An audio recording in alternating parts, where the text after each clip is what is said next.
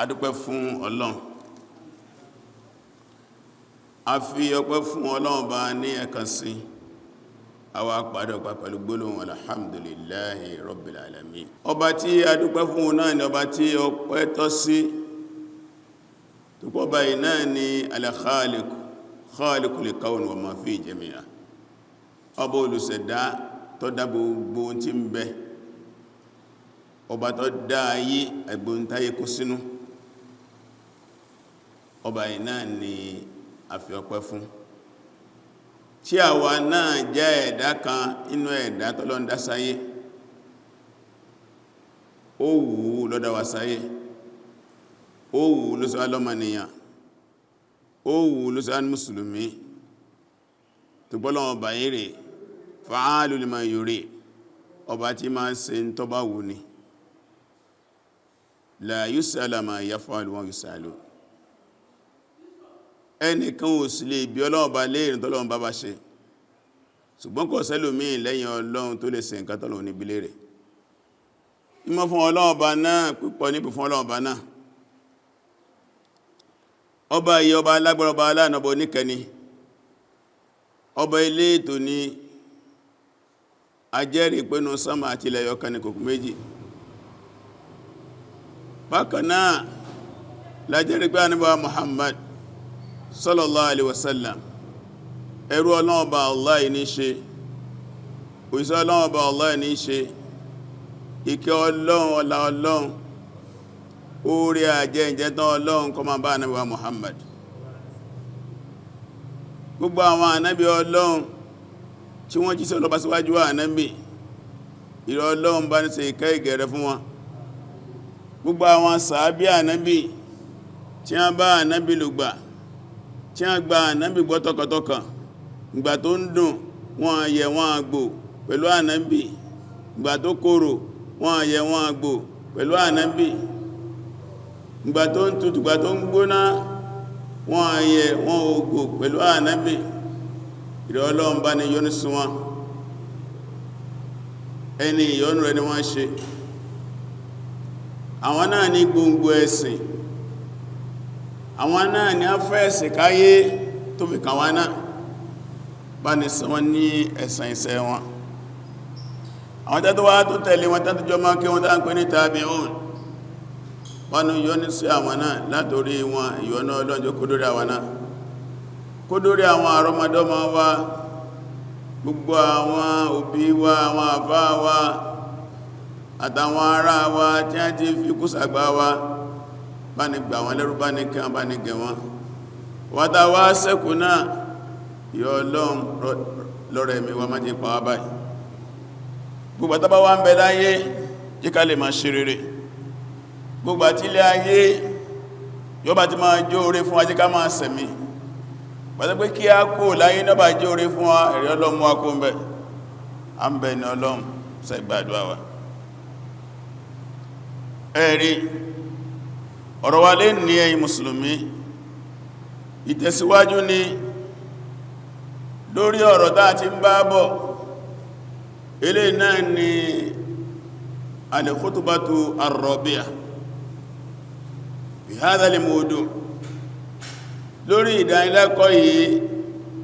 jímà tèní, útùbà tèní, oná útùbà ẹlẹ́ẹ̀kẹrin. Kí ni ìdánilẹ́kọ̀ọ́ náà? Manhajul Islam fi mukafati al-jarima.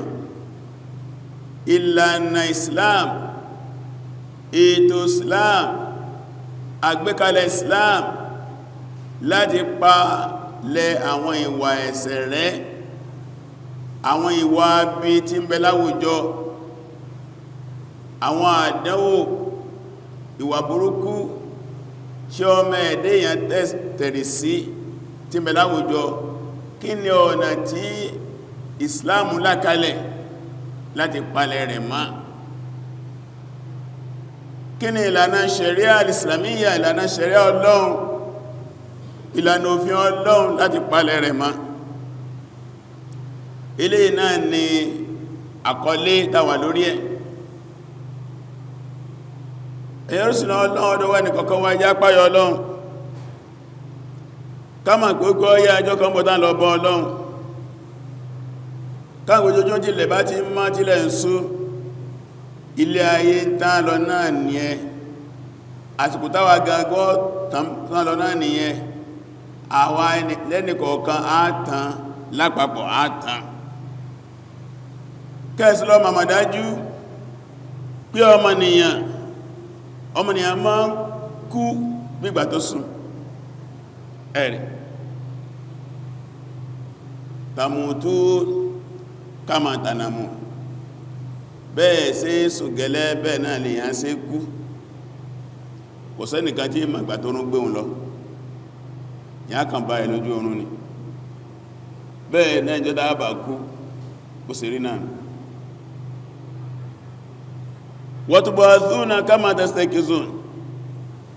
ọlọ́ọ̀bọ̀ sì jí wà dìde bá a ṣe jí lójú oorun náà ni ẹnìkan ọmọgbà tí jí àájì lójijì náà ni jọ àbá jíǹde náà nù sáré wa òjijì ni wà náà kún ilé ìtùsàrò kẹsìlọ màmàdájú ọ̀dọ̀ Ọlọ́run ni wó kó wájọ sí o à ń padà lọ bá a ṣe eré à ń padà lọ bá a ṣe eré à ń padà lọ wà láàmà fàálì tó ń tùjárò ìtàbá wá sí náà wó fi san wá lẹ́san o ìtàbá sí ní wó fi san wá lẹ́san in kana khairan fa khairu jazaa wa in kana sharran fa sharru jazaa táa bá ṣe rere rí lẹ́san táa bá sí aburú aburú ní ẹ̀san ọdọ́wọ́ ẹni kọ̀kan wá káyẹra wá o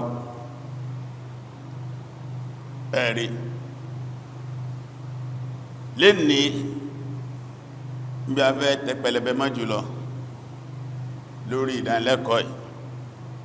òun náà ni agbọ́nà méjì kan tí iṣẹ́ àtúnṣe ìlú ìpalẹ̀ ìbàjẹ́ mọ́ tó dólé lórí inú ṣẹ̀ríà al-Islam inna manhaja ash-shari'ati al-islamiyya ẹ̀rí ètò Islam ètò ṣẹ̀ríà Islam fi mukafati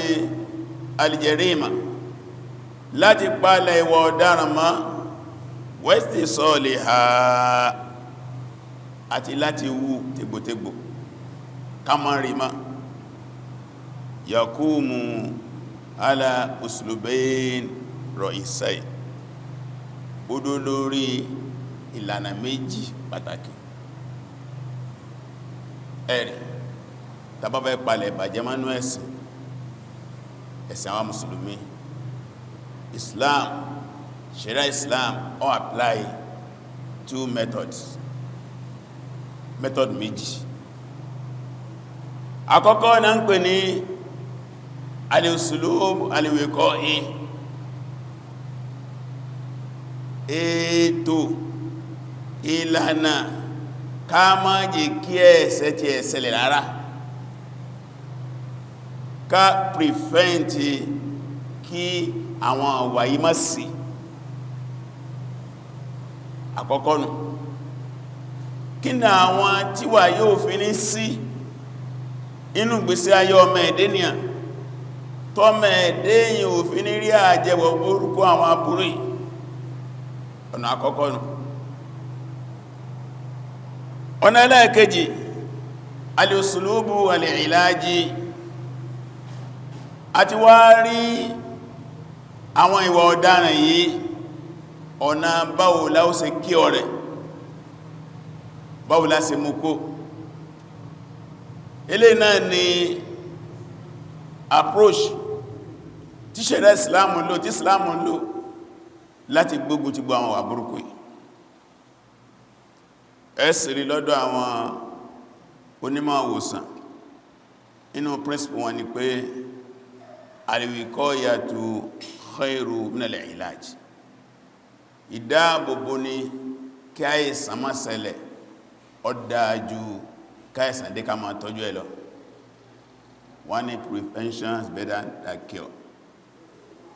ká dáàbò bò káìsàn má ṣe ni ó dájú kí àìsàn ṣe ni ká máa ṣòsàn lọ. Bẹ́ẹ̀ náà ni ká wá dáàbò bò ọmọnìyàn láti má dá ẹ̀ṣẹ̀ olóore jù nígbà tó wá dẹ́ṣẹ̀ tán ká tó wá máa wá bó láti fẹ́ mẹ́sẹ̀ kó lára rẹ̀. Tó di eléyìí ló ṣe yí pé ọ̀kan náà àwọn àfáà tó ti lọ ó ń sọ nínú ọ̀rọ̀ rẹ̀ kan, ó láàrí àtẹ̀ṣẹ̀rẹ̀ ìsìlámí, òfin Islam ó ní èròǹgbà mẹ́ta nínú gbèsè ayé ọmọ ẹ̀dẹ́yàn tó wá ṣe. Òfin Islam tá ń pè ní Sharia ó ní ó wá play 3 roles in life of human being nínú gbèsè ọmọ ènìyàn.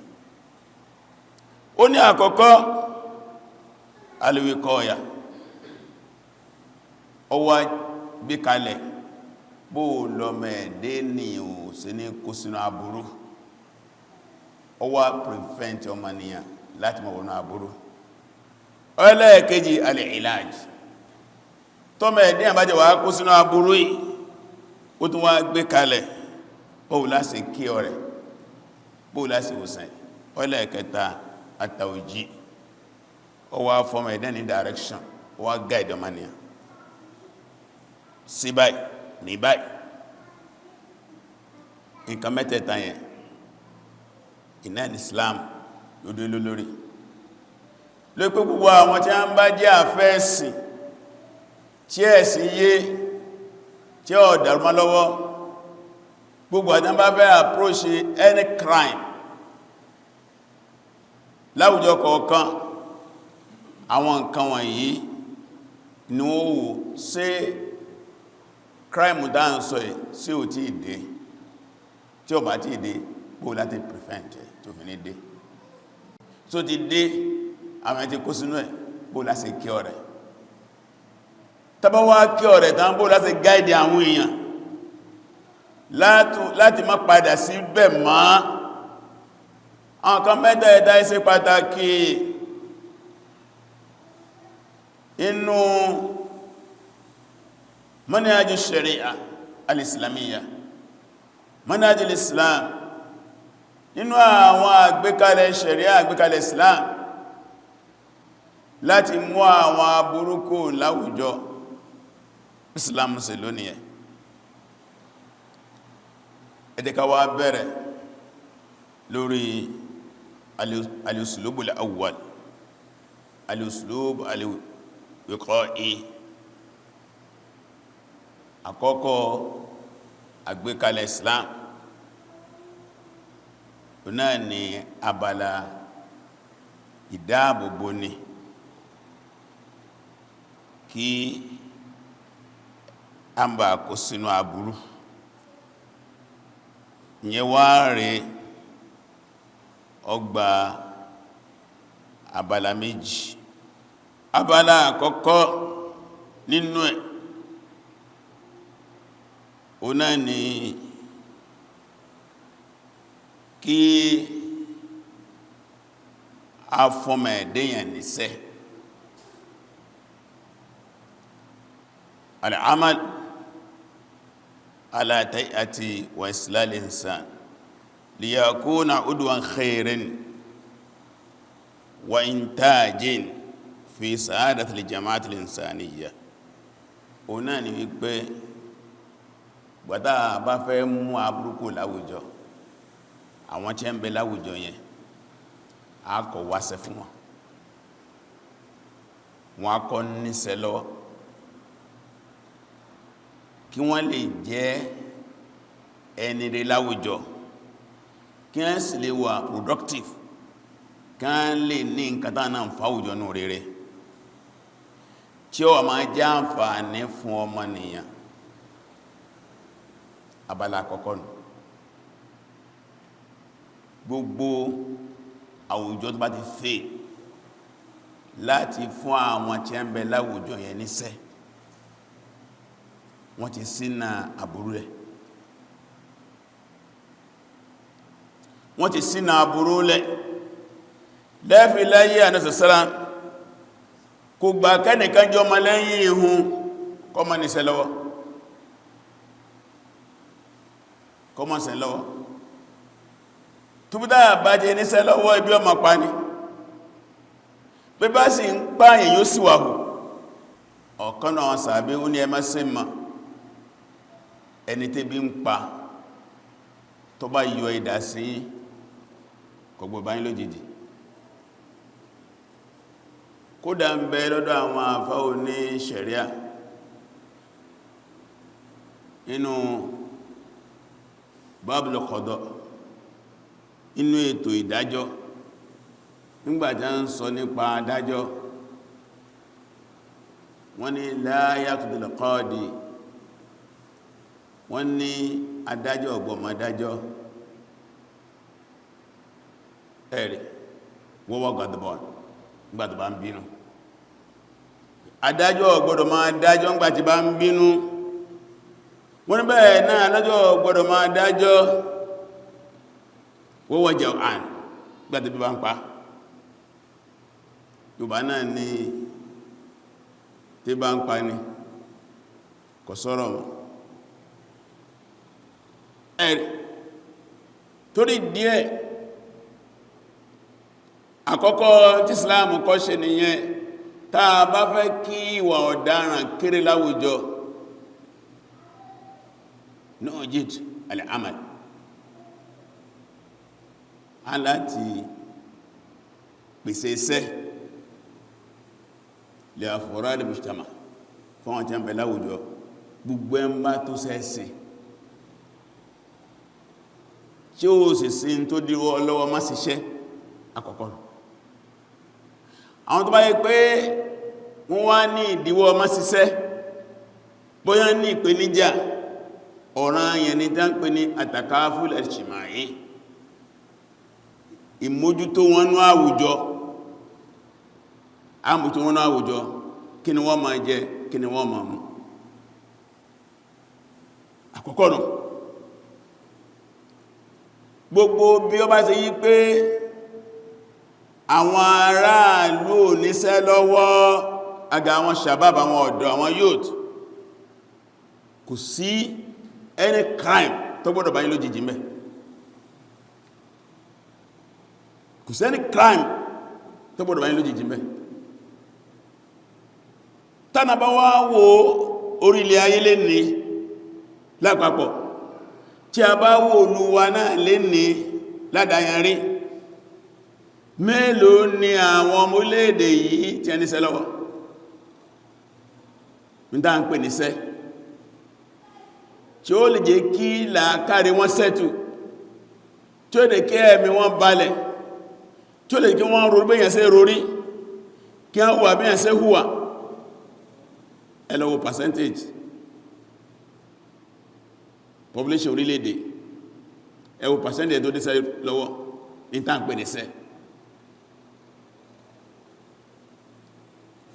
abala kan ṣẹ̀rẹ́ òfin ọ̀rọ̀ ọ̀sẹ́ ṣeré láti mójútó àwùjọ ṣẹ̀rẹ́ òfin ọ̀rọ̀ ọ̀sẹ́ ṣeré láti mójútó àwùjọ ẹjọ́ kan ọ̀kanú àwọn ọmọlẹ́yìn náà sọ̀sọ́lá lọ bá dé ọ̀dọ̀ ànábì ń tọrọ owó ó wá tọrọ owó ó wá dọ́nà bí wàá wù látọ̀kìdílẹ̀ bá ànábì ò rí àpẹẹrẹ pé ò lè ṣiṣẹ́ kò gé lápá kò fọ́ lójú kò gé lẹ́sẹ̀ kò yàrọ̀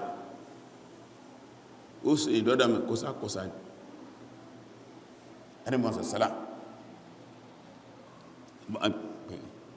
oníwá ń bí kí ló nílé ọba sọ tó nílé tí máa lò nílé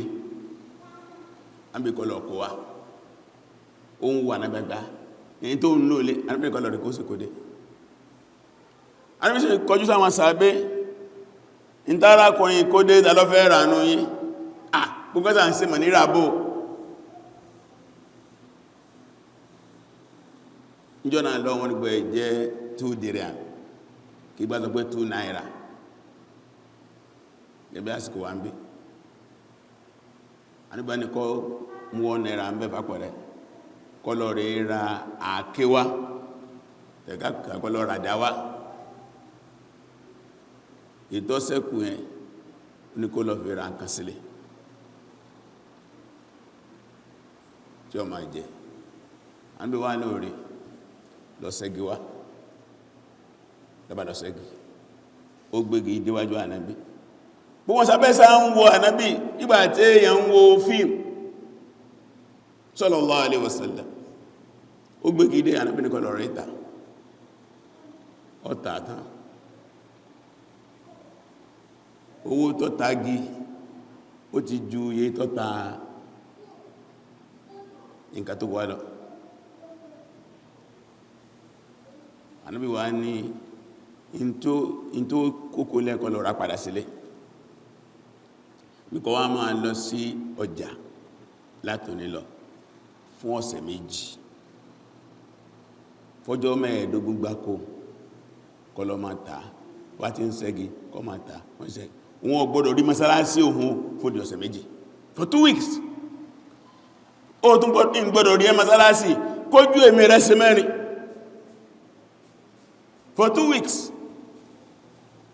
ní bá ń lọ ní ń bọ̀ kò gbé ọmọ kírun mọ́kò wà kírun mọ́sálásí ànábì ní ń lọ ní ń bọ̀ nígbàtí ètò 2 weeks ó ti dé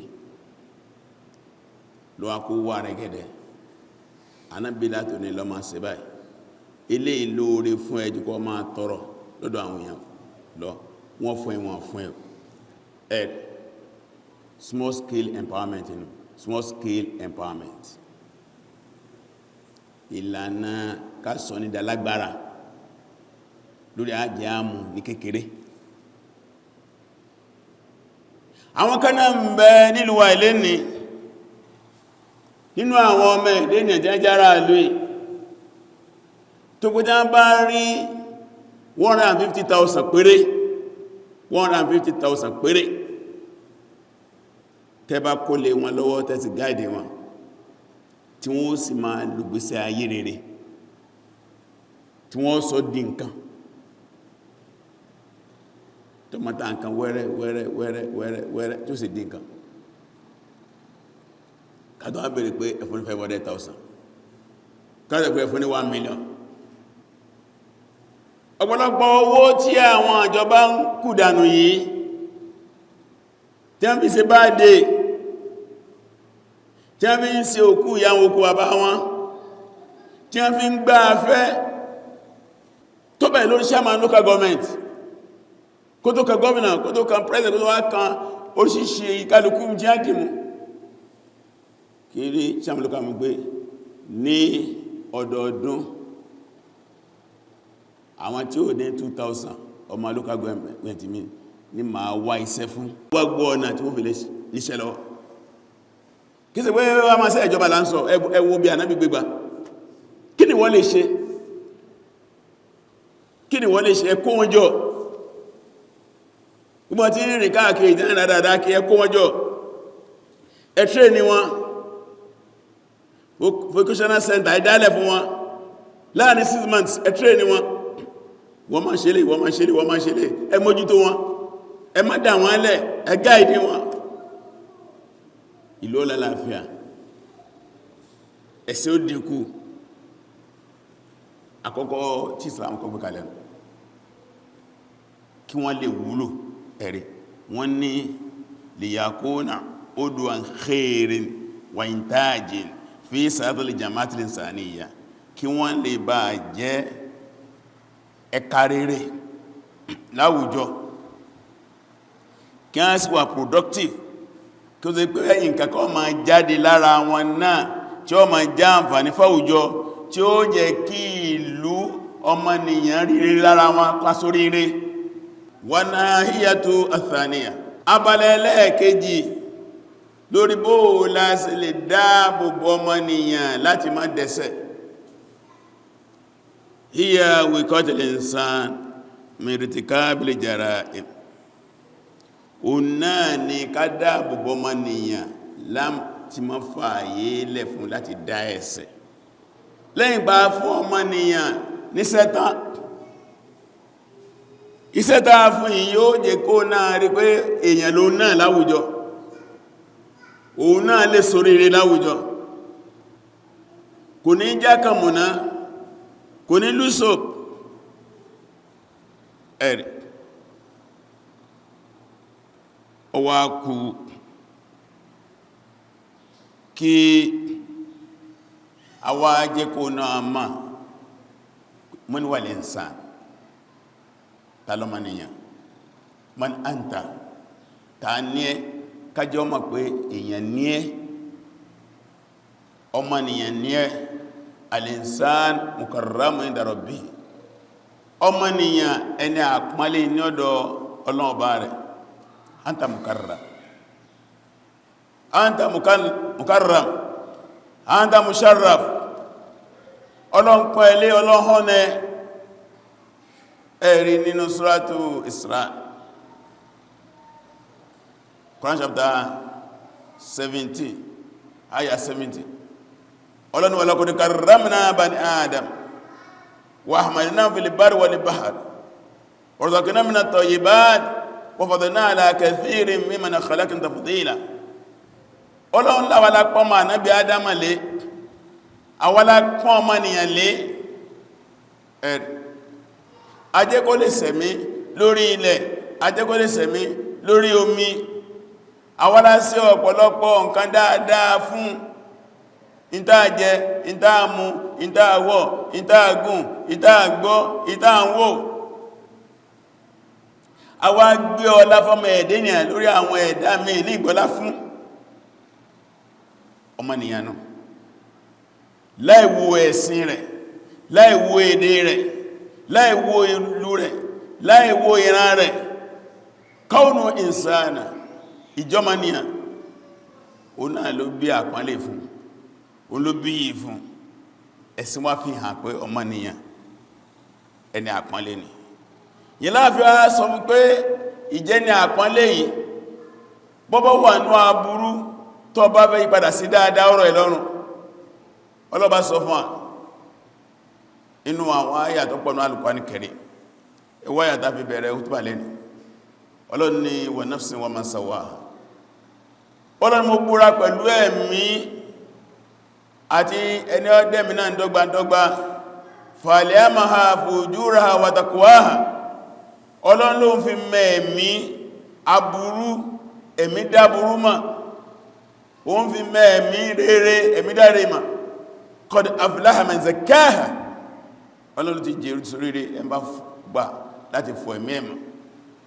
wa qad khaba man dassaha ó ti pòwó ti parun ẹmbá gbà kí ẹ̀mí hun bàjẹ́ ẹ̀rì Ọlọ́run fọ́mọ ni láǹfààní ó lè ṣe rere ó lè ṣe bí Ọlọ́run wá fi bí hàn fi rere hàn ọmọ kó rere o ẹmbá ṣe àfọmọ́ ẹ̀mí ẹ̀ tó ń ṣe rere ọmọ kó fò ẹmbá gbẹ̀mí ẹ̀ láàyè tó sàbúrú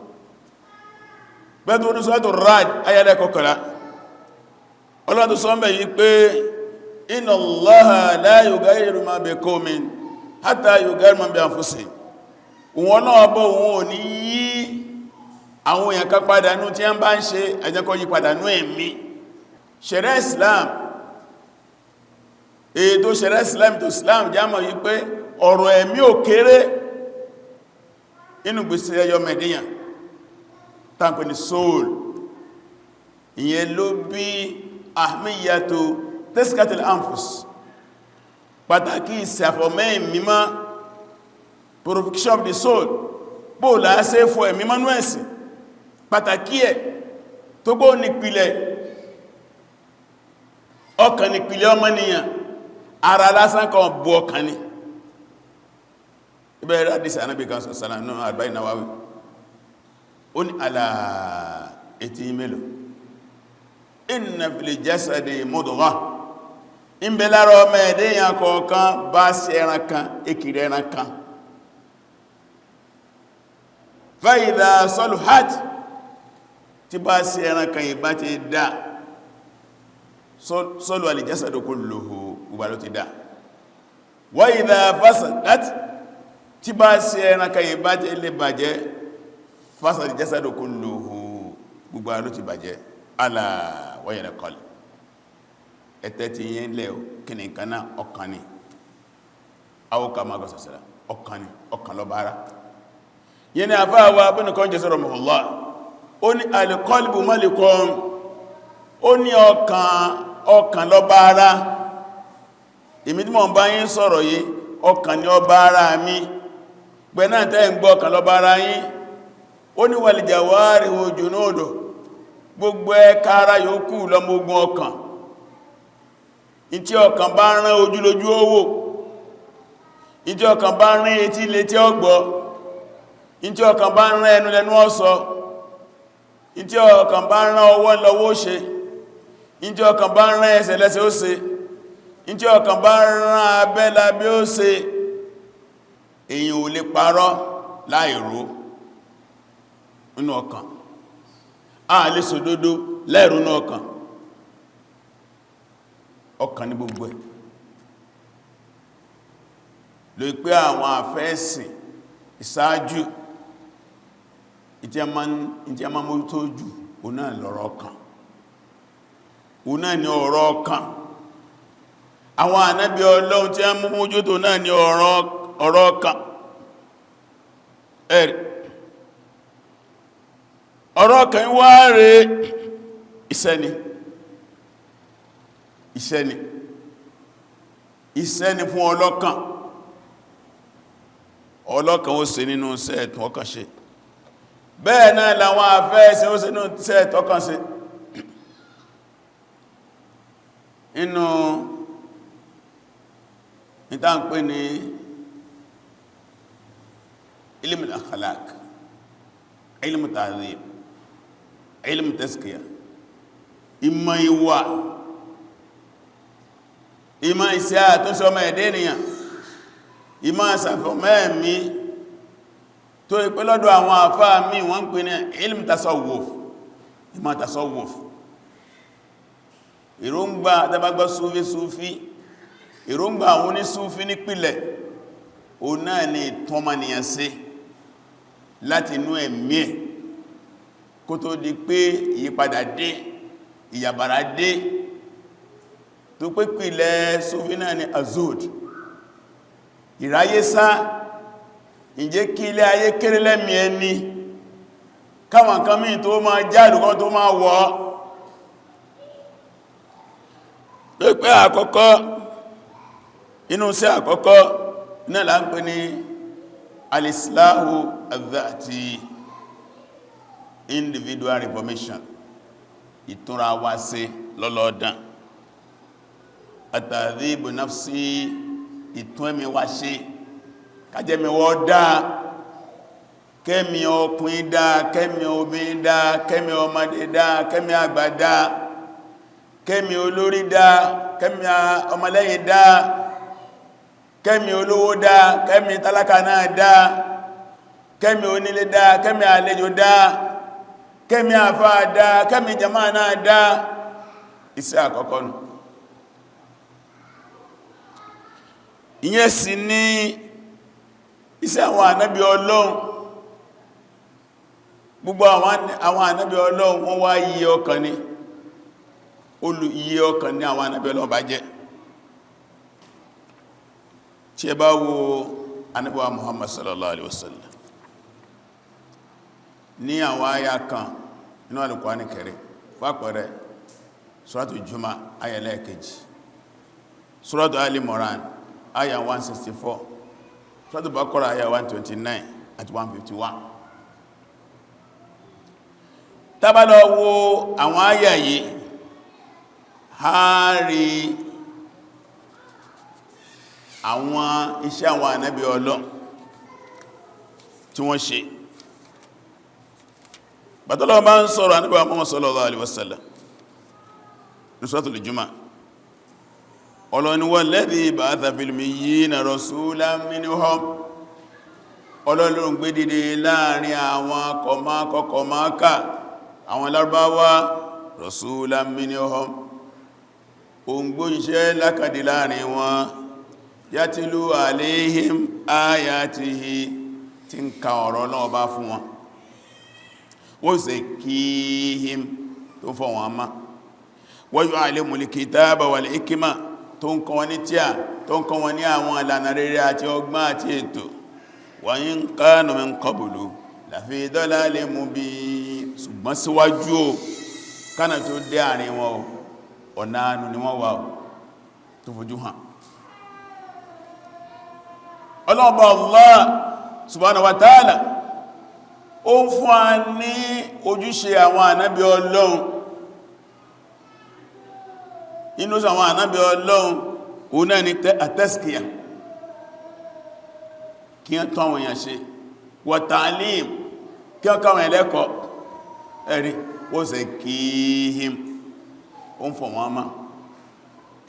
wa yu'allimul kitaba wal hikma ó ń kọ́ wọn ní tíà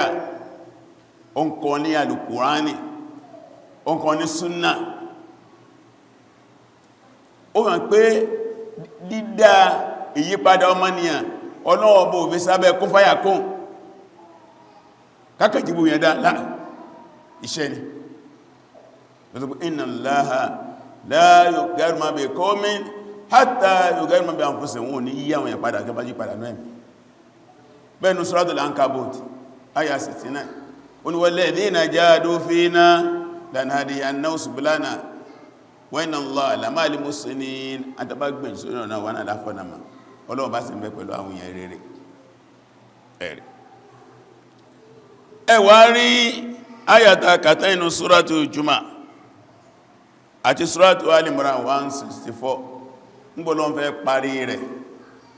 ẹwù bọ́lọ́ sí parí ẹwù ní wa in kanu min qablu lafi dalalin mubin ìtumọ̀ ní pé kánú tí Ọlọ́run sọ ń bẹ̀yẹn àwọn sàábénù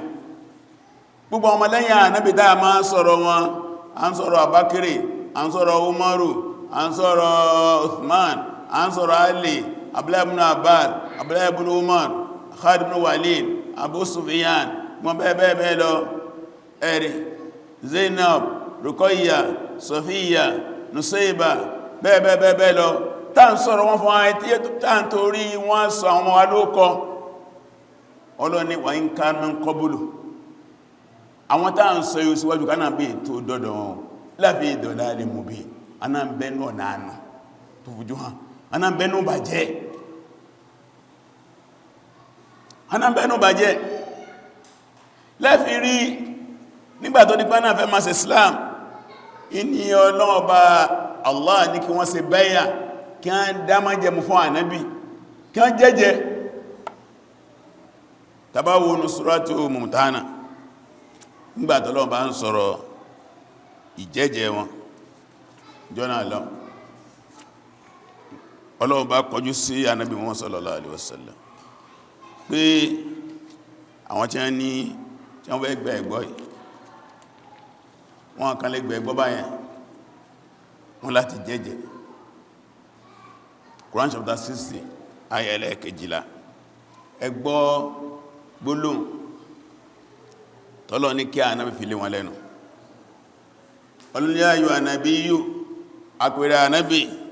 idha jaaka al-mu'minat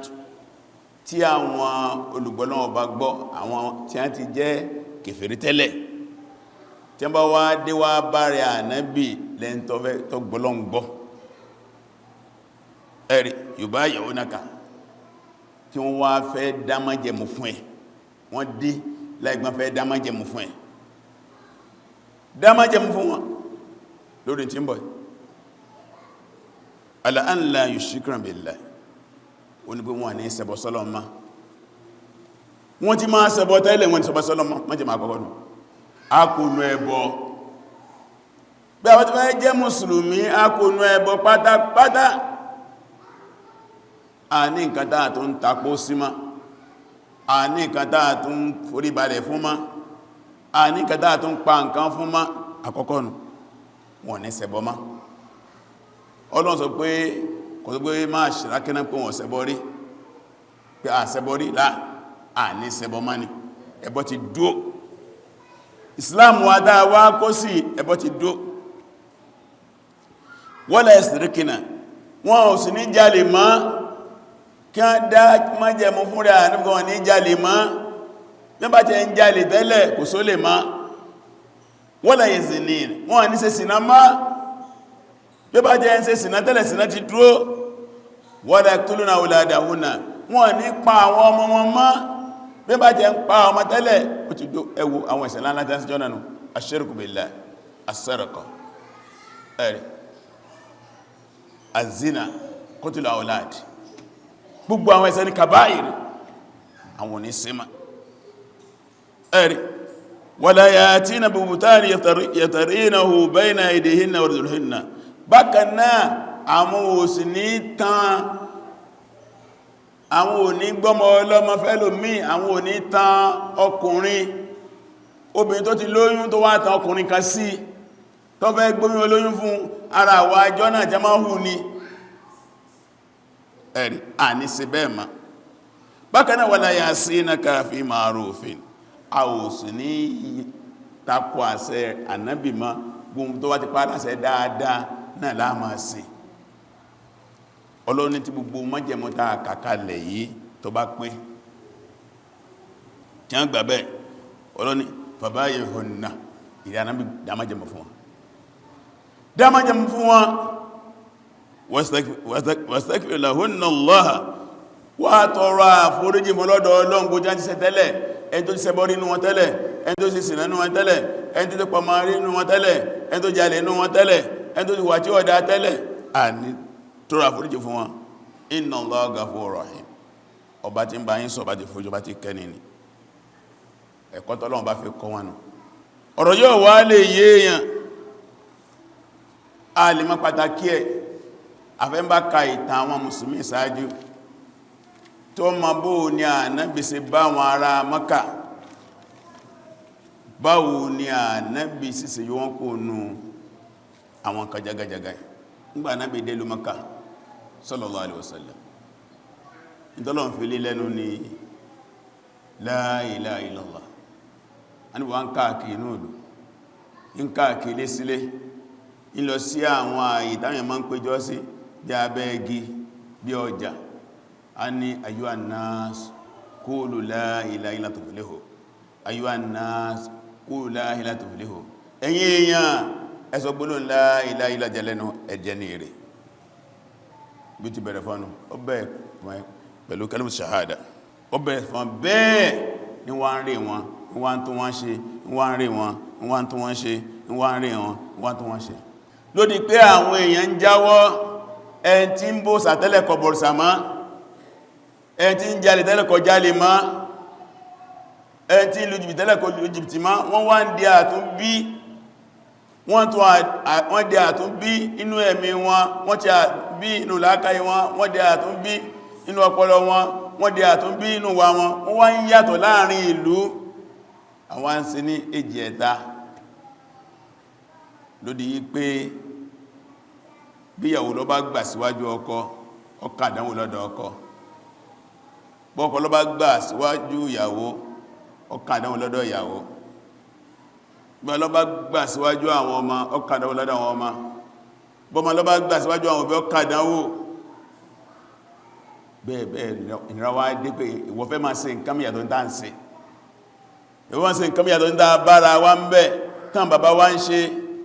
kò sáàyè fún ẹ ló fà kí a lù ẹlòmí ó fà kí a pa ẹlòmí bá kí a ń ṣẹlòmí léṣe ọba kí a ń lẹ́lòmí kò ń lé nígbàtí nira wá mú àwọn mùsùlùmí ìlú Mákà yìí Ànábì wá wò àti nira mújù ó wá nìkan wá jáde kó Mákà kí a lọ lómi Mákà ti gbòrò báyìí wọ́n gbéra kó Mákà Ànábì tí wá wádìí tí wọ́n lọ bẹ̀rẹ̀ ń pè ní Habasha na mọ́ pè ní Abisina jọna lọ o náà ní Ethiopia tí Addis Ababa jẹ́ capital rẹ̀ lé ní ibi tàbí kọ́kọ́ makami akọlọ́nù Islam wọ Ethiopia síwájú kó tó dé Madina Islam ṣe kó Mákà báyìí Africa lọ́kọ́ wá Islam ọ̀fán lọ bí kankan Africa lọ́kọ́ wá níbi ó sọlẹ̀ sí náà ní Ethiopia yẹn síwájú àwọn Lárúbáwá gan síwájú àwọn ará Madina àwọn Mùsùlùmí wá dé Ethiopia jọna àwọn ará Mákà wá rí pé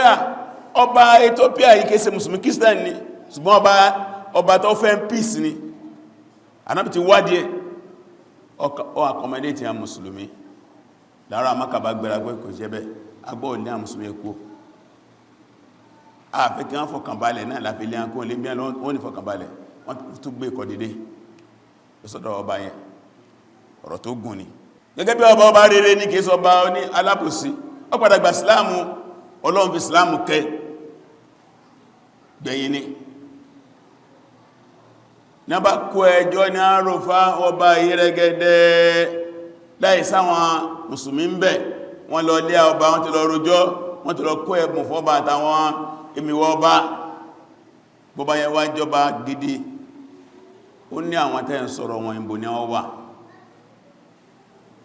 wọ́n ní ìlú ẹ̀ náà wọ́n wà ó ní mọ́ mọ́ pẹ́ wà ń dùn mí bó lẹ́sì wá máa sọ wọn tí wọ́n ní sí ń bí ẹ̀dọ́rọ̀ dúró ẹjẹ́ ká pè wọ́n wá nígbà lọ pè wọ́n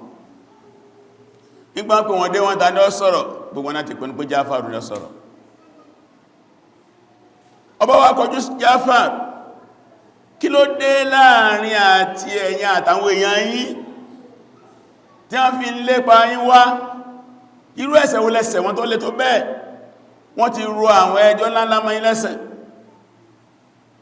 Jáfàrù ní ayọ́ al-Malik ìrẹ́ ọba àpá rojọ́ tẹ́lẹ̀ ṣùgbọ́n àwọn èèyàn wá ti rojọ́ fún àwọn náà ní tẹnu tá sọ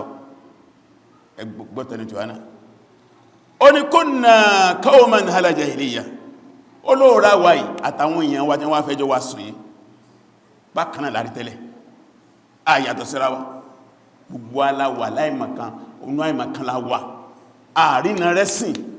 àmọ́lọ́ àmọ̀kan gbogbo wa ní àtàwọn ó ní náà abúdílẹ̀ islam gbogbo àlàjọ́ ń bọ̀ rìsà bọ́ bá bí wọ́n léèrè òsà bàbá wọn iná lòsà àti bàbá tí a náà yóò kò sàjá bá dáwà náà ọ̀dá àwọn àmì tó mẹ́nu àti wọn mú òsà bọ́táwà wọ̀n náà kùlù mẹ́ta ó ráwà yìí gbogbo àtàwọn àti àwọn èèyàn wájá wáyìí àìpẹ̀ràn táà fi jẹ òkú ẹran là máa jẹ àìdú òkú ẹran là máa jẹ ká lọ lọ́rùn bá ṣe jẹ ní gbogbo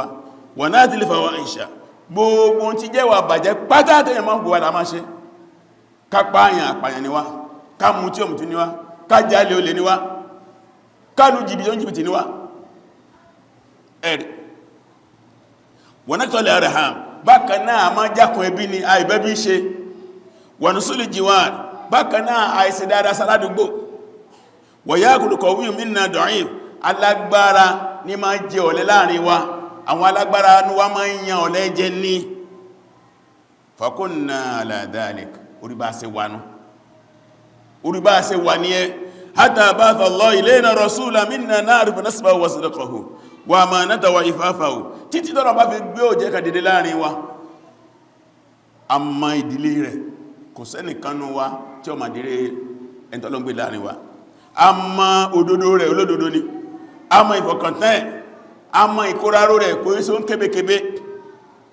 fada'ana ila Allah olókùn àsìtọ́lọ́hun nínú wahidahu kásọlọ́n bá lọ́kàtútù wa na'budahu ká máa sìn wa nakhla ma kunna na'budu nahnu wa aba'una min dunillahi minal hijarati wal awthan gbogbo ń tàà ń sìn tẹ́lẹ̀ tí ó dá òkúta ní òsà ní oníká gbogbo ẹlẹ́ pátá wa amarana bi sirkil hadith ọpàá ká máa sòdodo wa ada'il amana ká máa ohun fọkàntán ká pé fún àti àbá fọkàntán wa wasilatu rahim ká dẹbí pọ̀ wasul jihad ká sẹ́dá sáládùgbò wa kaffa al-muhar ká jìnà gbogbo ń tọ́nà bọ̀ fẹ́ wa dima ká jìnà sí ma dẹ̀jẹ́ lọ náà ẹ̀tọ́ wa nahana an fawahisha ọkọ̀ fún gbogbo ti jẹ́ àbúrú pátá wa qawlu zur àti ọ̀rọ̀ ẹ̀yìn ọkọ̀ fún àmbẹ̀ wa akli mal yatim ká máa jọwọ́ mọ́ òrukàn ọkọ̀ fún àmbẹ̀ ká máa parọ́ máwọn èèyàn ọkọ̀ fún àmbẹ̀ ọkọ̀ aláṣẹ ká máa sọ́lọ́bà kan ṣoṣo ká máa ṣẹbọ pẹ̀lú ẹ̀ oní ká máa kírun oní ká máa yọ sàká oní ká máa gbààwẹ̀ ó wá kàrọ gbogbo ẹ̀ títí ọba wa ní kí ló wá dé ó ní bá ṣe rínú ó ní bí àwọn èèyàn wá sí wá jẹ gàbálẹ̀ lórínú ní wá fi àjẹ wá ní wá ń lè wá káàkiri ní ànábì ní ká wá sọ́dọ̀ ẹ̀ láfi wá sọ́dọ̀ ẹ̀ ọba yẹ̀wò títí báyìí ó ní ẹ̀yin tẹ́ wá wọn wá mo díjú ẹ máa lọ ẹ̀yìn sí èyàn rí ẹ̀yin tí wọ́n wá ẹ máa sẹ̀mí ìfọ̀kànbalẹ̀ nínú bí ìjọba yẹnjú ọ̀rọ̀ sí níbo láti lọ ẹ wo bí Jafar fan picture àsìkò jàhílíyà bó ṣe rí gbogbo wà bàjẹ́ yẹn lọ́n wá kásẹ̀ ńlẹ̀ ọlọ́wà ní wà ń ká ní kọbólù láfẹ́ ìdọ̀lá ilẹ̀ bí síwájú káwọn sàábé àwọn àbákìrì tẹ́ ìròyìn àwọn Umaru tẹ́ ìròyìn àwọn Usman tẹ́ ìròyìn àwọn Sọfíyà tẹ́ ìròyìn àwọn Nùsíbà tẹ́ ìròyìn kó kánà tó dàbá yẹn wọ́n ti wà jàhílíyà rí o níta tọ́lọ̀ fi tún wọn ṣe nìyẹn torí dé ọ̀dọ̀ wẹ́ni kankan wá kí á gbìyànjú ìgbésẹ̀ àkọ́kọ́ nù tá bá fẹ́ kí ẹsẹ̀ kásẹ̀ ńlẹ̀ o náà ni pé individual reformation á túnra wa ṣe dáadáa bá bá túnra wa ṣe kò síbi tá ń lọ kátọ́rọ̀ àfún ìkọlùfún ẹsẹ̀ wájú wa.